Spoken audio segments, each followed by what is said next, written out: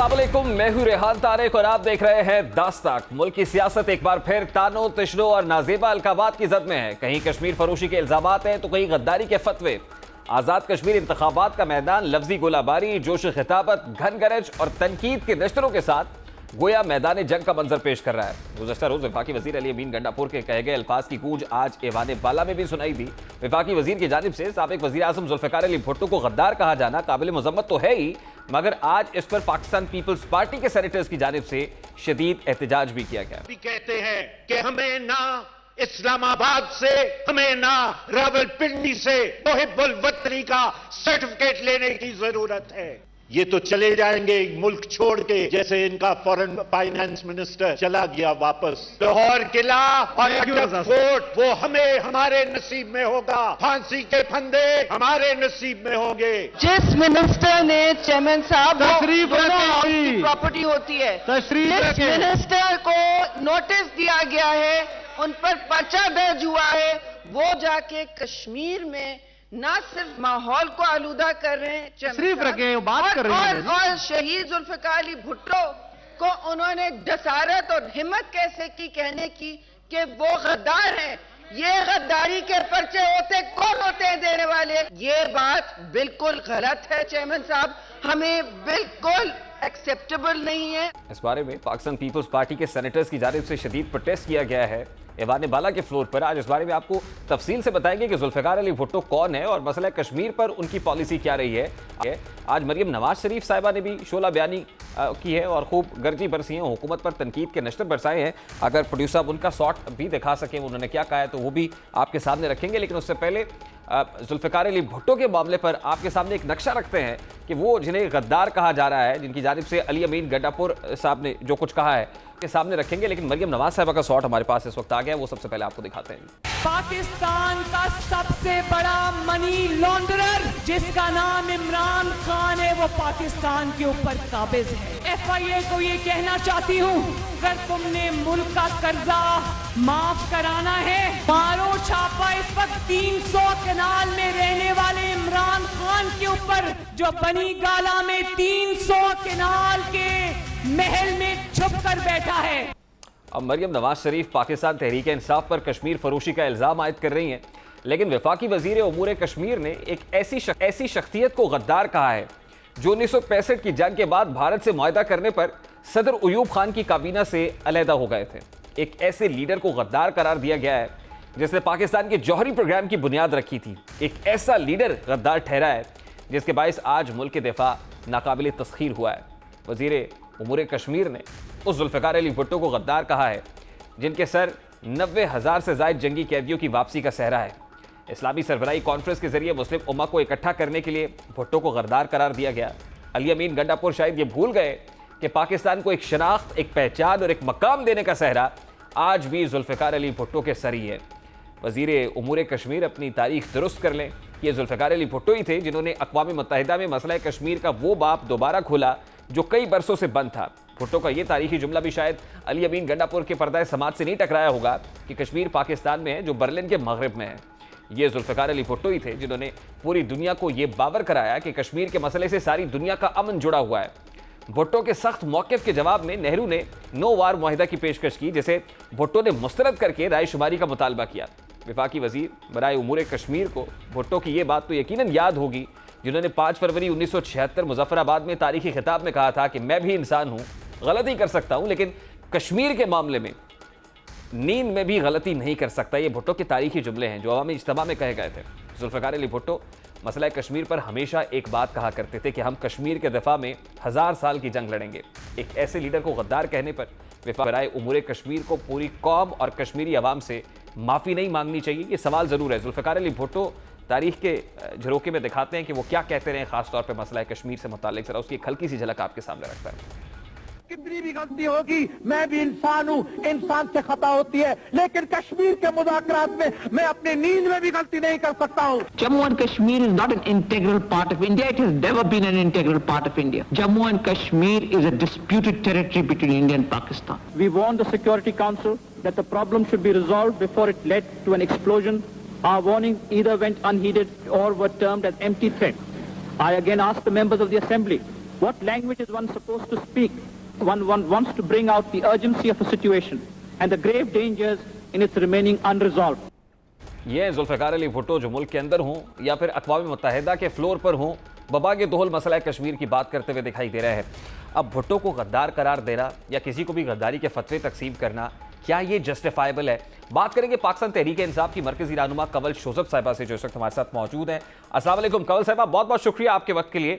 कंवल शोजब साहिबा, सबसे पहले तो ये फरमाइएगा कि कश्मीर की द लैंड ऑफ प्योर में जिस तरह के अल्फाज इस्तेमाल किए जा रहे हैं और जो नफरतों के बीज बोए जा रहे हैं, क्या ये अमर दुरुस्त है और क्या प्रेसिडेंट सेट कर रहा है?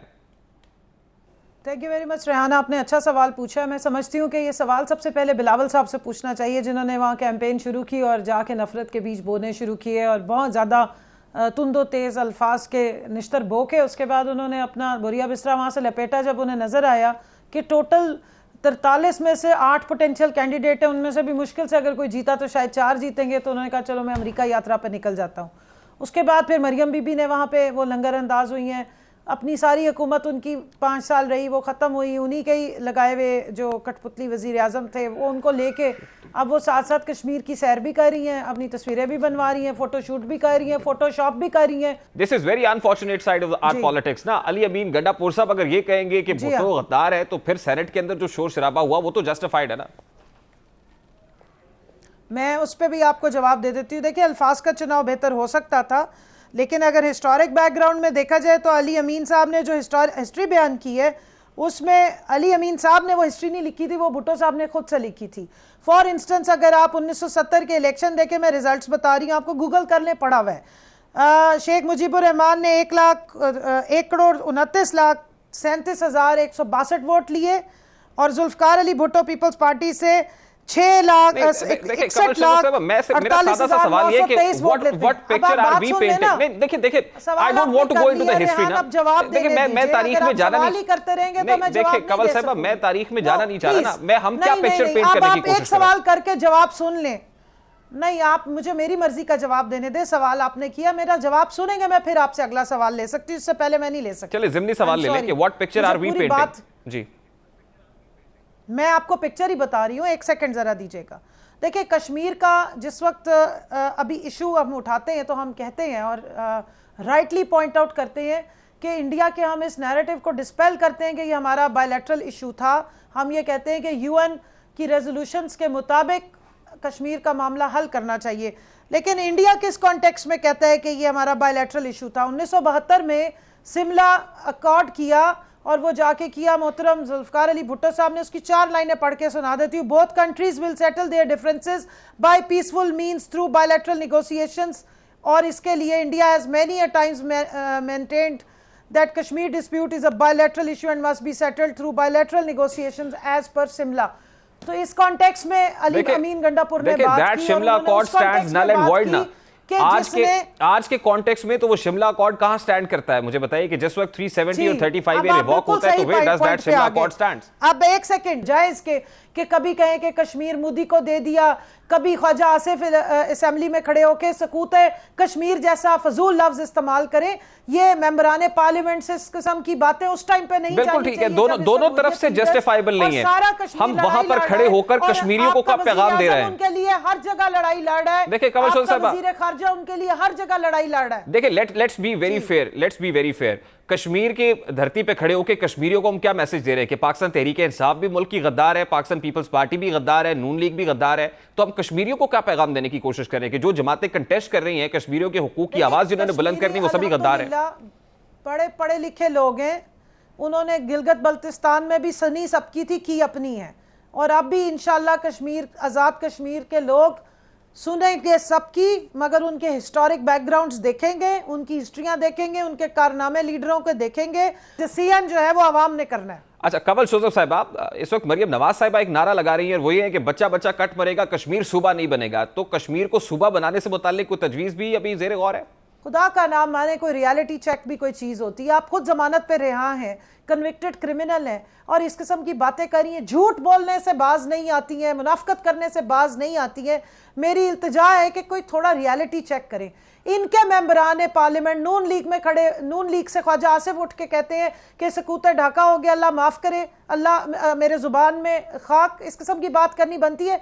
इनका सीनियर लीडर है अयाज सादिक जो खड़े होके सिपा सलार के बारे में कैसी बात करते हैं पुलवामा को लेकर के, जब पूरा इंडिया हिल के रह गया, शर्म के मारे उनको जगह नहीं मिल रही थी। अमेरिका की अखबारों में उनके खिलाफ आर्टिकल छप गए, वो कह रहे जी हमारे सिपा सलार के माथे पे पसीना था, टांगे कांप रही थी।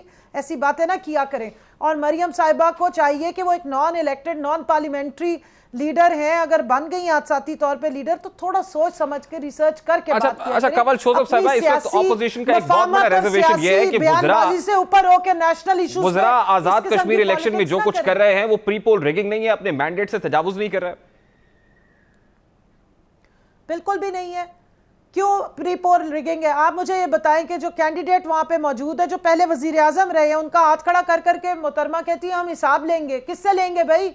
अपने बंदों से। देखिए वो तो कैंडिडेट है ना, कैंपेन कर सकते हैं, लेकिन गुजरात किस कैपेसिटी में जाके लोगों को नोटों की गड़ियां तकसीम कर रहे होता है? देखिए उस पे तो अब नोटिस हुआ है, वो प्रूव कर लेंगे जाके कि सही कर रहे थे या गलत कर रहे थे। उस पे मैं क्या बयान दूं? उस पे पार्टी भी कोई एक्शन लेगी? कमीशन कश्मीर का अलग है, इलेक्शन कमीशन कश्मीर का अलग है। आप इलेक्शन कमीशन ऑफ पाकिस्तान की वहां पे वायलेशंस नहीं हो रही हैं, और जो वहां की आवाम को नहीं मिला है उसको बताएंगे कि जनाब ये हमारा फ्यूचर कोड ऑफ कंडक्ट की वायलेशन तो है ना जी। पाकिस्तान में जो वादे किए थे वो पूरे किए हैं। कोड ऑफ कंडक्ट अगर वायलेट हुआ है तो वहां पे उसका एक्शन लिया जाएगा, उस पे वो उसको सजा भी मिलेगी। लेकिन अगर वो ये कह रहे हैं कि हम यहाँ डेवलपमेंट कराएंगे, हम यहाँ पे तालीम बेहतर देंगे, पानी पीने का सहूलत देंगे, तो ये तो हमारा जो हमने मंशूर देना है वो उन्होंने जाके बताना है कि हमारा क्या मंशूर है। वो म्यूट होके चार्ली चैपलन की तरह तो नहीं वहां जाके कोई कैंपेन करेंगे। जाहिर है तकरीरें हो रही हैं, उसके जवाब में वो बताएंगे कि हमने क्या करना है, हमारा क्या लाएअमल है। गिलगित बल्तिस्तान में आपने देखा है, अवाम ने चूज किया, वोट के अपनी जो है वो पावर दिखाई है, और आज गिलगित बल्तिस्तान में वो चले लास्टली इस पर भी मरियम नवाज साहिबा ये कहती है कि अब की बार कश्मीर में हम धांधली नहीं होने देंगे, और ना ही पाकिस्तान मुस्लिम लीग नून पुरानी नून लीग है, अब हम आखिरी हद तक जाएंगे। बात सुने, इनसे कहें कि पिछली दफा तो हो गई थी धांधली, आपकी हुकूमत बन गई थी, इस दफा वाकई आप धांधली मत होने देना, जो आवाम वोट डालेगी वही होगा। जब इनकी हुकूमतें आ जाएं तो सब कुछ ठीक होता है, और जब हथ ना पे थू कौड़ी हार जाते हैं तो कहते हैं जी धांधली हो गई है। गिलगित बल्तिस्तान में 2 सीटें तो ले नहीं सके, लोग इनको जलसों में देखने सुनने आ जाते थे, तालियां भी बजा देते थे, तस्वीरें भी खिंचा लेते थे, वोट नहीं दिया। बहुत शुक्रिया कंवल शोजब साहब आपके वक्त के लिए। पाकिस्तान तहरीक इंसाफ की रहनुमा कंवल शोजब साहब हमारे साथ मौजूद थी। क्विक शॉर्ट ब्रेक लेंगे, ब्रेक के बाद वापस आते हैं।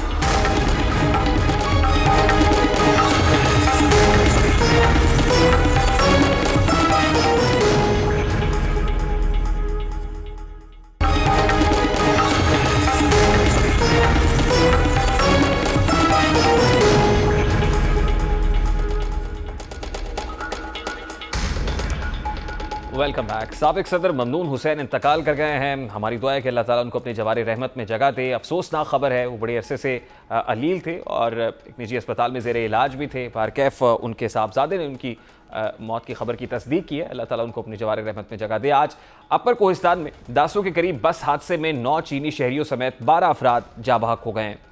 ये बस को हादसा बरसीन लेबर कैंप से दासू जाने वाली गाड़ी में कैंप के करीब पेश आया। हादसे में मुतअद्दिद अफराद जख्मी भी हुए हैं और हादसे की वजूहात जानने के लिए तहकीकात ताहाल जारी हैं।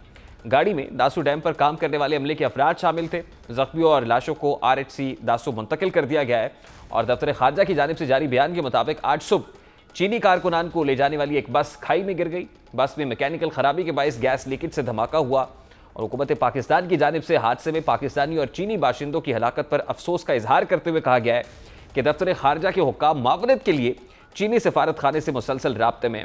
तर्जुमान दफ्तर खारजा की जानिब से जारी बयान में कहा गया है कि पाकिस्तान और चीन आपस में गहरे दोस्त और भाई हैं और पाकिस्तान चीनी शहरियों, उनके प्रोजेक्ट्स और इदारों की हिफाजत पर भरपूर तवज्जो देता है। कोहिस्तान हादसे की तहकीकात इंतहाई अहम है।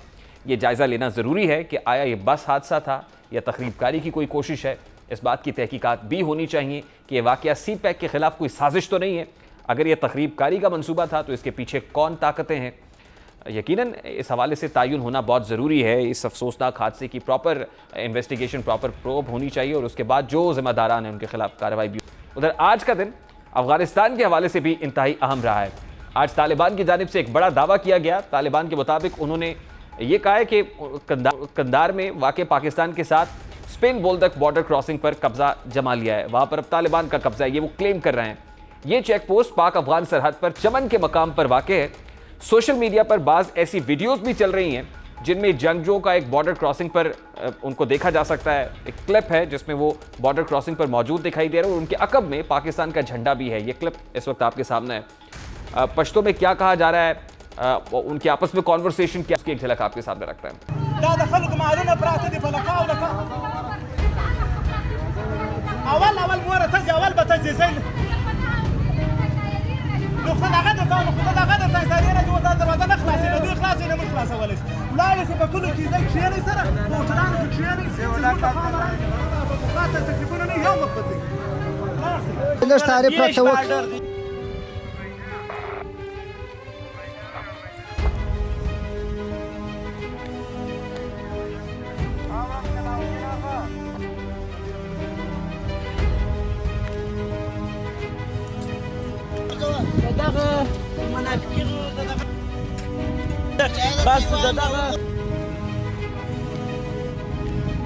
देखा जा सकता है स्पिन बोल्दक बॉर्डर क्रॉसिंग पर तालिबान मौजूद है और वहां से बॉर्डर क्रॉस करने वालों को वापस भेजा जा रहा है। उनको समझाया जा रहा है कि इस वक्त यहाँ पर हमारा कब्जा है, वो वापस चले जाएं, अभी कुछ नहीं हो सकता।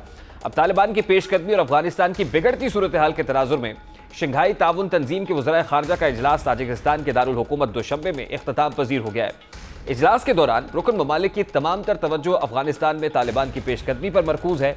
आज शंघाई ताउन तंजीम के नुमाइंदे अफगान हुकूमत के साथ मुलाकात में मिले और काबुल में कायम अमन के लिए मुज़ाकरात की ज़रूरत पर जोर दिया है।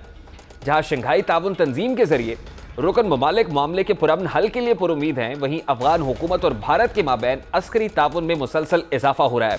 अफगानिस्तान में इस वक्त हो क्या रहा है, तालिबान की पेशकदमी में तेज़ी की वजूहात क्या हैं और जो दावा किया जा रहा है मुख्तलिफ बॉर्डर क्रॉसिंग्स के ऊपर, सरहदी हुदूद के ऊपर कब्जे से मुताल्लिक, इतने तालिबान के तर्जुमान ज़बीउल्लाह मुजाहिद साहब ने हमें ज्वाइन किया है। अस्सलाम वालेकुम ज़बीउल्लाह साहब, बहुत बहुत शुक्रिया आपके वक्त के लिए। ज़बीउल्लाह साहब, सबसे पहले तो एक क्लेम आपकी तरफ से आज किया गया कि आपने स्पिन बोल्दक का जो इलाका है, जो बॉर्डर क्रॉसिंग एरिया है, पाक अफगान चमन बॉर्डर है, वहाँ पर कब्जा जमा लिया है। तो ये क्लेम, इसको तो ऑल दो डिनाई किया गया है अफगान फोर्सेस की तरफ से भी और अफगान दफ्तर खारजा की तरफ से भी, तो इस दावे में किस हद तक सच्चाई है ज़बीउल्लाह साहब? बिस्मिल्लाहिर्रहमानिर्रहीम। हम भी आपके और आपके टीवी के देखने वाला और सुनने वाला के अपनी सलाम तकदीम करेंगे इंशाल्लाह। और ये बात वाज़ेह है कि आज स्पिन बोल्दक ज़िले में हमारा कब्ज़ा हो गए और इस ज़िले में बॉर्डर तय वेश बॉर्डर का नाम पर इस हमारा कब्ज़े में आएंगे और हमारे मुजाहिदीन तमाम मंतिक़े और ज़िले के कब्ज़ा मुसल्लत होगी। अब आगे क्या आपकी पेशकदमी कैसे बढ़ेगी? देखिए, ये बॉर्डर क्रॉसिंग जो है, बॉर्डर सील्स हैं, इस वक्त जो लोग आना जाना चाहते हैं नकल बकानी के लिए, बहुत सारे लोग अपने साजो सामान को वहाँ पर रख के बैठे हुए हैं जिनको वापस भिजवाया गया। तो क्या होगा अब इनके साथ? आपका नेक्स्ट जो लाहे अमल है, अगला कदम क्या होगा? असली बात यही है कि हमारे मुजाहिदीन गुज़श्ता दोनों महीने में पूरे अफ़गानिस्तान के तकरीबन 200 ज़िले हमारे कब्ज़े में आएंगे।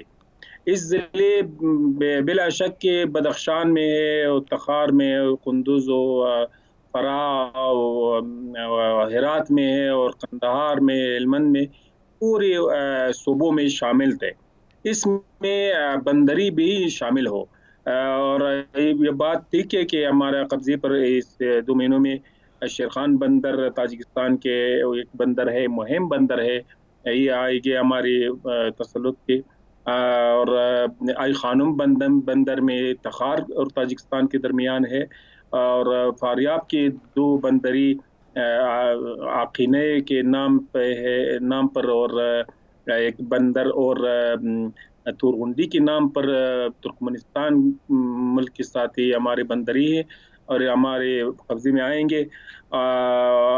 हकज़ा हेरात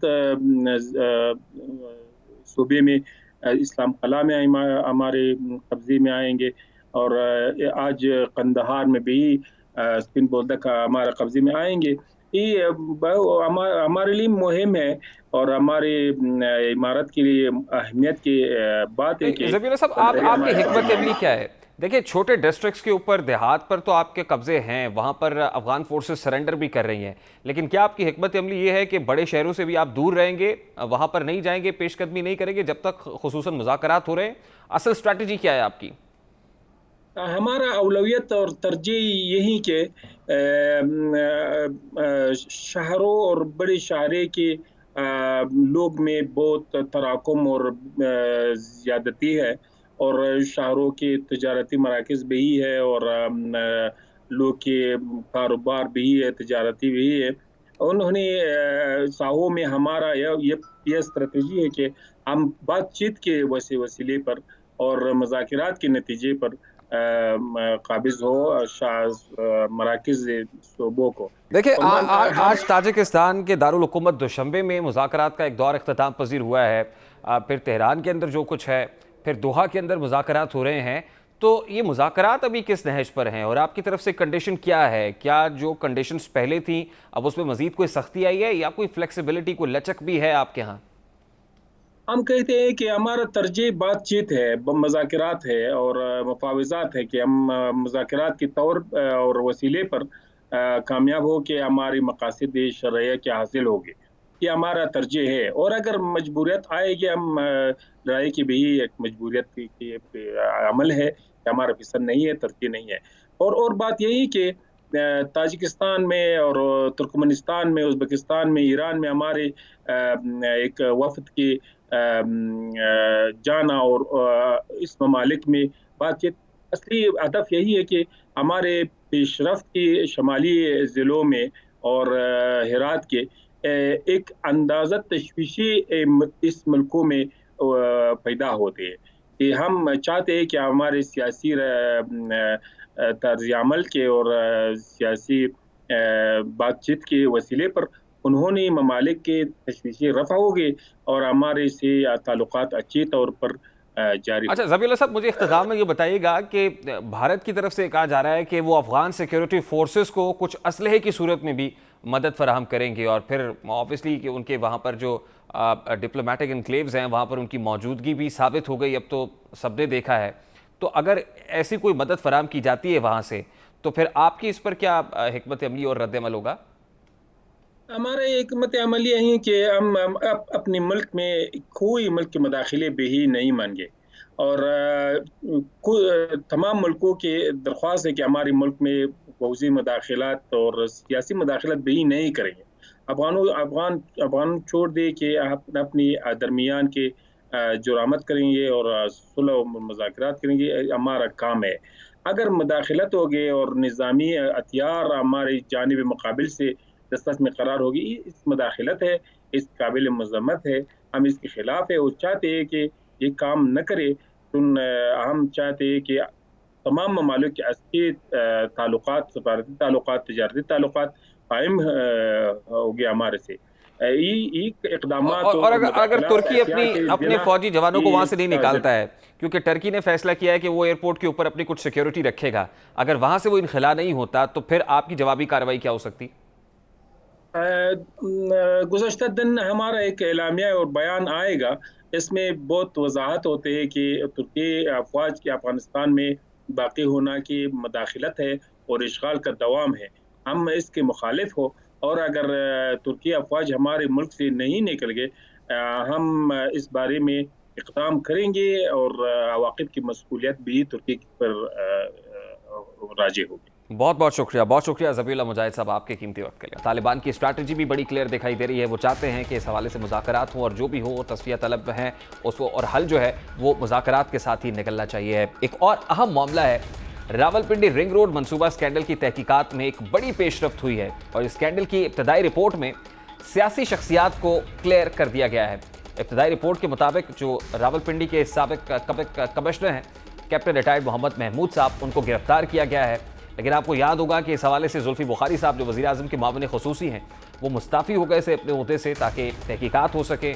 इस हवाले से गुलाम सरवर खान साहब जो वफाकी वज़ीर हैं उन पर भी इल्ज़ामात आयद किए गए थे, लेकिन अभी तक उनका कोई नामो निशान नहीं है। लेकिन साबिक़ कमिश्नर रावलपिंडी जनाब कैप्टन रिटायर्ड मोहम्मद महमूद साहब को गिरफ्तार किया गया है। अब इस हवाले से ये सवालात भी उठ रहे हैं कि क्या सियासी शख्सियात को, ख़ासतौर पर वफाकी काबीना में बैठने वाली बासर शख्सियात को एक ग्रीन सिग्नल दे दिया गया है, को क्लीन चिट दे दी गई है और सिर्फ जो ब्यूरोक्रेट्स हैं उनको धर लिया गया है। क्योंकि माजी में भी ऐसी सिचुएशन देखने को मिली।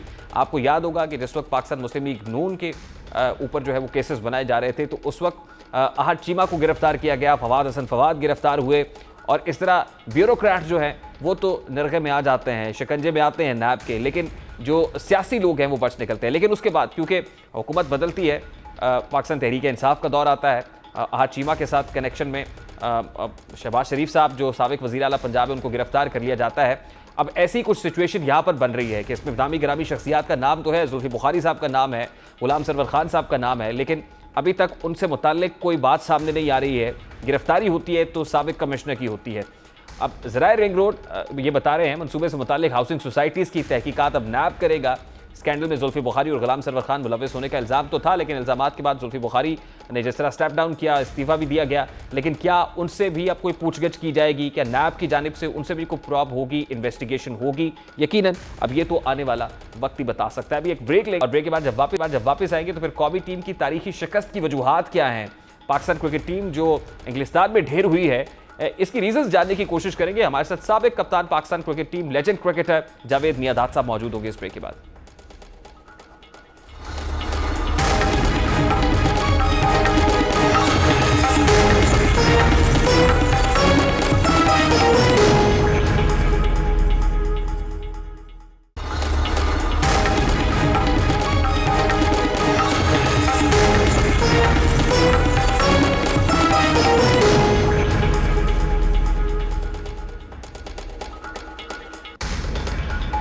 Welcome back. पीएसएल में छक्कों और चौकों की बहार, विकेटों के अंबार और रन्स के पहाड़ का बड़ा रिकॉर्ड लिए पाकिस्तान की एक तजर्बाकार टीम इंग्लैंड पहुंची। इंग्लिश टीम के पास ना तो रन्स उगलने वाला कोई बल्लेबाज था और ना ही विकेटें गिराने वाला तजर्बाकार बॉलर था। औकाब की तरह गेंद पर झपटने वाला कोई फील्डर भी मौजूद नहीं था। पाकिस्तान में क्रिकेट शायकीन खुशी से हाल थे कि 1984 के बाद इंग्लिस्तान को उसी की सरजमीन पर शिकस्त देने का ख्वाब शायद पूरा होने वाला है। इंग्लैंड की बी और सी टीम के खिलाड़ियों के मुकाबले में पाकिस्तान की तजर्बाकार टीम मैदान में उतरी।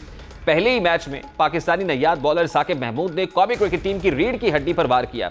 अपनी तबाहकुन बॉलिंग के जरिए उन्होंने इमामुल हक और बाबर आजम को पवेलियन की राह दिखाई। अगले मैच में भी कौमी क्रिकेट टीम के दोनों ओपनर्स नाकाम रहे, बॉलर्स भी कोई खातिर कारकर्दगी नहीं दिखा सके। यूं इंग्लैंड को पाकिस्तान पर फैसलाकुन बर्तरी हासिल हुई। नाकाम पॉलिसी, फैसलों में ताखीर और मनसूबाबंदी के फुकदान के बायस इंग्लैंड की एक ऐसी टीम ने पाकिस्तान को सीरीज में शिकस्त दी जो 4 दिन कबल तक टीम का हिस्सा ही नहीं थी। बहुत सारे ऐसे प्लेयर्स थे जो डेब्यू कर रहे थे। कौमी क्रिकेट टीम मुसलसल अहम मैचेस में शिकस्त खा रही है जो कि सिलेक्टर्स और पीसीबी के लिए यकीनन सवालिया निशान है। हमें इंग्लैंड और न्यूजीलैंड में टेस्ट मैचेस में शिकस्त हुई। न्यूजीलैंड में T20 सीरीज भी हारे। जनूबी अफ्रीका और जिम्बाब्वे की कमजोर टीमों से भी मैच हारकर वापस आए और गुज़श्ता रोज पाकिस्तान इंग्लैंड की सी टीम से भी शिकस्त खा चुकी है। कौमी क्रिकेट टीम के शिकस्त की वजूहात, किसी भी अपनी गलतियों को कैसे संवार सकती है, इन तमाम तर सवालात का जवाब देने की कोशिश करेंगे। इस वक्त साबिक़ कप्तान और लेजेंड क्रिकेटर जावेद मियादाद साहब ने हमें ज्वाइन किया है। अस्सलाम वालेकुम जावेद मियादाद साहब, बहुत बहुत शुक्रिया आपके वक्त के लिए। सर, सबसे पहले तो ये फरमाइएगा कि हमारे यहाँ पीएसएल के अंदर तो हमने बड़ी धुआंधार कारकर्दगी देखी अपने कौमी क्रिकेटर्स की। जब इंग्लैंड गए तो हम तीनों फॉर्मेट्स के अंदर, तीनों डिसिप्लिन के अंदर जो है आउट क्लास किया इंग्लिश टीम ने हमें, वो बैटिंग हो, बॉलिंग हो, वो फील्डिंग हो। तो ये कहिएगा कि क्या हम असल में T20 की तैयारी करके गए तो इम्तिहान में वनडे आ गया?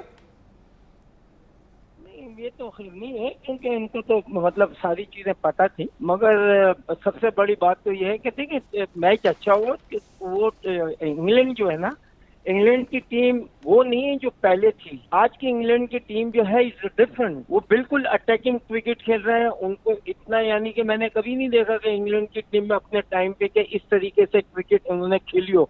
I think they improve their cricket and they know कि अब हमें क्या करना चाहिए, किस तरीके से खेल रहे हैं। बड़ा पॉजिटिव वे में ये पहले ही जाते खेल रहे हैं। दे नॉट बॉदर अबाउट कौन जीतेगा कौन हारेगा, जो क्रिकेट से मुझे लग रहा है, क्योंकि इनके प्लेयर जो हैं दे गो फॉर द रन। अच्छा, तो ट्राई भी ये कर रहे हैं कि ज्यादा से ज्यादा रन, 300 रन जो है वहां पर आजकल काउंटी क्रिकेट में भी, वनडे क्रिकेट में ये आम हो रहा है। तो उनकी क्रिकेट जो है ना अब इम्प्रूव हो गई है, वो बात नहीं रही जो इंग्लैंड पहले थी। तो हमने, मुझे लगता है हमारे अभी तक वैसे ही चल रहा है, वी थिंक 300 कर लिया तो हम मैच जीत जाएंगे। मगर आज भी मैं कहता हूँ कि अब पाकिस्तान की क्रिकेट को जहाँ भी खेलने जाए, खासकर ऑस्ट्रेलिया, साउथ अफ्रीका, नहीं देखिए, जैसे आप फरमा रहे हैं कि इंग्लिश क्रिकेट टीम तो बाय द टाइम इंप्रूव कर गई है, लेकिन हमारे यहाँ क्या मामला है, हम इंप्रूव क्यों नहीं कर रहे हैं जावेद साहब? देखिए इंग्लैंड क्रिकेट टीम, ये लोग जो है दे प्ले क्रिकेट, ठीक है ना। अच्छा, अब जब अपना मुफाद आ जाएगा ना फिर डिफरेंट हो जाता है, राइट। हमारे पाकिस्तान की क्रिकेट में डेफिनेटली लोग जो बेचारे जो प्लेयर हैं वो अपने लिए भी खेलते हैं। नहीं, आपका इशारा किस तरफ है सर? आप कप्तान की तरफ इशारा कर रहे हैं? नहीं, मैं ये नहीं कह रहा, मैं ये कह रहा हूँ कि पॉजिटिवली क्रिकेट खेल रहे, एक टीम पूरी खेल रही है। उनमें ये नहीं है 2 विकेटें गिर जाती हैं उसके बाद भी they play there natural game खेल रहे हैं। आजकल जो मैं देख रहा हूँ कि जो भी आ रहा है वो इसी तरीके से खेल रहा है, पॉजिटिव में। I think they have change their cricket, उनके प्लेयर्स उन्होंने। अच्छा, दूसरी बात ये है कि इंग्लैंड, ऑस्ट्रेलिया, उन्होंने अपने वो प्लेयर ले लिए हैं जो जिस मतलब टाइम के लिए हैं। अगर 40 ओवर्स का मैच है, हमने कुछ रोल्स और रिस्पॉन्सिबिलिटीज को चेंज भी तो किया है ना। देखिए, मिसबाउल हक से हमने चीफ सिलेक्टर का रोल वापस लिया, यूनुस खान जो है वो अब बैटिंग कोच नहीं है। तो क्या ये जो चेंजेस आई हैं, इन्होंने भी अपना रोल प्ले किया है पाकिस्तान क्रिकेट टीम की बैट परफॉर्मेंस में?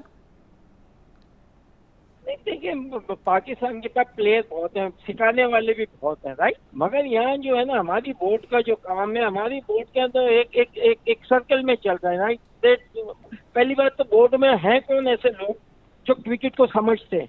आपका चेयरमैन कौन है, आपका जो संभालने वाला कौन है, राइट। और आप दुनिया के दूसरे देख लें, आप उनको लेके आए जिन्होंने पैसे इकट्ठे कर ले, आप उनको है ना चेयरमैन बना देते हैं, ये बनाते हैं। आपके पास क्रिकेटर्स हैं, क्यों नहीं है? मगर आपको एक टीम बनानी पड़ती है। कोई आदमी समझदार होगा तो बताएगा। अच्छा जावेद मेहता साहब, मेरा बड़ा सादा सा सवाल है आपसे। देखिए, जो कुछ भी है, चेयरमैन पीसीबी जो भी है, लेकिन पैटर्न तो इमरान खान साहब हैं पाकिस्तान क्रिकेट बोर्ड के, और वजीर आज़म इमरान खान साहब खुद क्रिकेटर रहे हैं। आपने उनके साथ क्रिकेट खेली है, मेरा ख्याल आपसे बेहतर उनको कोई नहीं समझता है। तो क्या वजीर आज़म का असल में फोकस अभी क्रिकेट की तरफ नहीं है, दीगर इश्यूज की तरफ है, इसलिए उनकी प्रायोरिटी नहीं है, इसलिए निगलेक्ट हो रही है क्रिकेट, या उनके लिए कोई मैसेज है आपकी तरफ से? नहीं, देखिए इमरान साहब से बहुत पहले भी ये था कि वो जो चाह रहे हैं ना क्रिकेट, वो पाकिस्तान में क्रिकेट नहीं हो सकती है। क्योंकि देखिए इंग्लैंड में जो होता है वहाँ काउंटी क्रिकेट है, right. County is like a country, वो लुक आफ्टर करते हैं। वो काउंटी जो है अपने काउंटी के जो लोग हैं उनको हर चीज का लुक आफ्टर करती है, not cricket, football, hockey, everything. वो एक ड्यूटी बाउंड है कि वो ये इस तरह खेलते हैं, राइट। हम लोग इस तरह नहीं खेलते, राइट।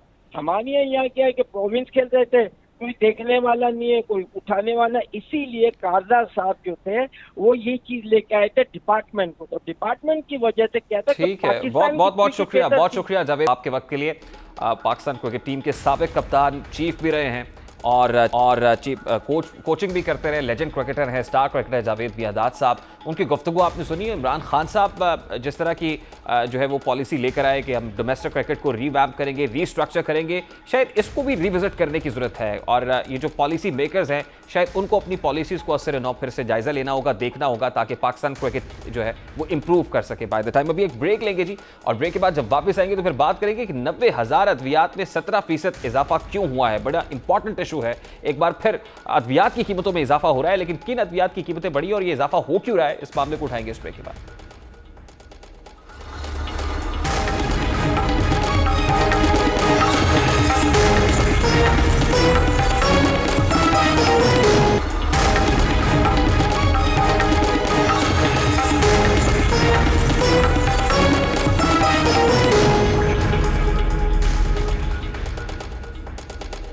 Welcome back. मुल्क में जहां अशियाए खुरोनोश और बुनियादी जरूरत की अशिया महंगी हो रही हैं, वहीं गुज़श्ता 3 बरस के दौरान जान बचाने वाली अद्वियात की कीमतें आसमान से बातें कर रही हैं।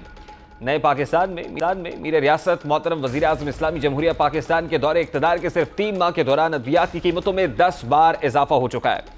इस बार 90,000 अद्वियात की कीमतों में 11% इजाफा हुआ है। कल होने वाले वफाकी काबीना इजलास में 49 नई अद्वियात की रिटेल प्राइस मुकर्रर करने की मंजूरी दी गई। ड्रग प्राइसिंग पॉलिसी 2018 के तहत तमाम फार्मा कंपनीज को 1 जुलाई से अद्वियात की कीमतों में महंगाई की शरह यानी कंज्यूमर प्राइस इंडेक्स के तहत इजाफा करने का इख्तियार मिल चुका है। ड्रैफ्ट वेबसाइट पर अज़खुद इजाफे का फॉर्म और 2000 रुपये फी अद्विया अज़खुद इजाफे की फीस मुकर्रर कर दी गई है।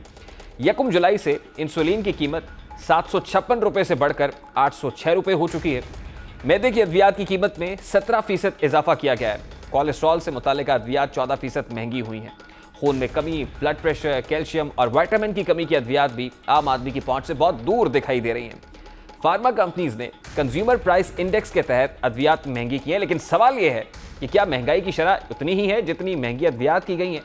वर्ल्ड बैंक के मुताबिक पाकिस्तान में कंज्यूमर प्राइस इंडेक्स की शरह 9.4 से 14.3% है, जबकि इदारे शुमारियात के मुताबिक ये शरह 11.3% है। लेकिन ये जानकर हैरानी होगी कि फार्मा कंपनीज ने अद्वियात की कीमतों में 17% तक इजाफा किया है।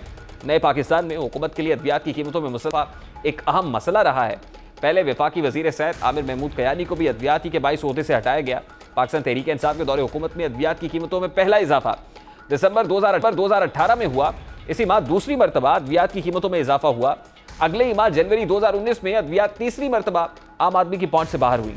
फरवरी 2019 में अद्वियात की कीमतों में इस्तेहकाम रहा, लेकिन अगले ही माह यानी मार्च में अद्वियात फिर महंगी कर दी गई। मई में अद्वियात 5वीं बार महंगी हुई, जबकि नवंबर 2019 में कीमतों में 6ठा इजाफा हुआ। तहरीक इंसाफ ने गुज़श्ता बरस बजट दिया और अगले ही माह यानी जुलाई 2020 में कौम को महंगी अद्वियात का तोहफा दिया। साल 2020 में दूसरी बार अद्वियात की कीमतों में इजाफा सितंबर में हुआ था। 22 सितंबर को वफाकी काबीना के फैसले के बाद अद्वियात 260% महंगी हुई थी। 2021 का सूरज तुलू हुआ तो मार्च में 9वीं बार अद्वियात महंगी कर दी गई, जबकि अब यानी जुलाई 2021 में भी 14% तक इजाफा हुआ है। मीर रियासत मोहतरम वज़ीर जमहूरिया पाकिस्तान, अद्वियात तो जान बचाती हैं, जिंदगी का पैगाम देती हैं, टूटी सांसों को जोड़ती हैं, उम्मीद दिलाती हैं, लेकिन जब एक एक गोली के लिए आम आदमी परेशान होगा, कैप्सूल और सिरप उसकी पहुंच से दूर हो जाएंगे, आटे और चीनी की तरह जब साल में 3 मरतबा अद्वियात महंगी होंगी, तो ये आम आदमी आपसे सवाल तो पूछेगा। मीर रियासत, यह आम आदमी आपकी फिक्र पर दस्तक तो देगा। रियासत ये आपसे कहेगा क्या फ़कत शोर मचाने से नहीं कुछ होगा, सिर्फ होठों को हिलाने से नहीं कुछ होगा, बल्कि प्रैक्टिकली ऑन ग्राउंड आम आदमी एक कॉमनर के लिए आपको हकीकी मानों में काम करना होगा। ये तो था आज का दस्तक। आपसे मुलाकात होगी इंशाल्लाह कल। अपना रखिएगा ख्याल। अल्लाह हाफ़िज़।